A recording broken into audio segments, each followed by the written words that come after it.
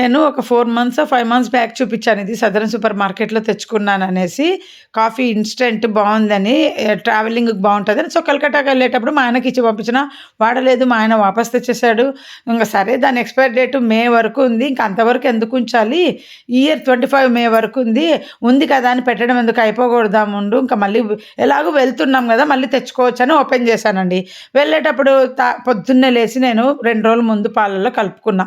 కలుపుకొని ఏం చేశాను మైక్రోవేవ్‌లో పెట్టుకొని తీశాను. తీసిన తర్వాత చక్కెర కరగాలి గదా! అనేసి కాఫీ చిన్న మిషన్ ఉంటది. ఆ పిల్లలు కాఫీ కలుపుకునేది.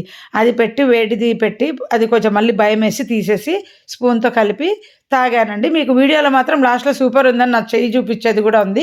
తర్వాత 1 మినిట్ తర్వాత చూస్తే అది విరిగిపోయి ఉంటే నేనేమనుకున్నాను, ఇది డికాషన్ ఎఫెక్ట్ ఉండదు. దీంట్లో 2 రోజులు పాలతో చేసినందుకు అట్లా ఉన్నట్టుందని ఊరుకున్నా. ఇంగ ఫ్రిడ్జ్‌లో పెట్టేసా. సాయంత్రము సూపర్ మార్కెట్‌కెళ్ళొచ్చాక అక్కడ గూడా ఇంగ అమ్ముతా ఉంటే, ఓహ్! ఇదే మనం వాడలేదు గదా! ఇంగ ఎప్పుడొద్దులే మళ్ళీ ఎప్పుడన్నా ఎళ్ళినప్పుడు తెచ్చుకోవచ్చని నేను కొనుక్కోకుండా వచ్చిన.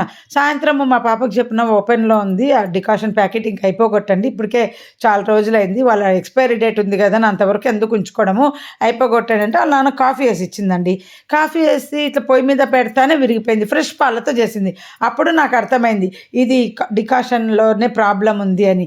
ఎక్స్‌పైరీ డేట్ వచ్చి మే 25 ఇచ్చారు. 2025 అని ఉంది. నేను కొనింది 24లో కొన్నా. మంత్ ఏదన్నా కానీ ఎక్స్‌పైరీ డేట్ అయితే 25 అని ఉంది. సో, ఇలాంటివి కొనేటప్పుడు జాగ్రత్త చూడండి.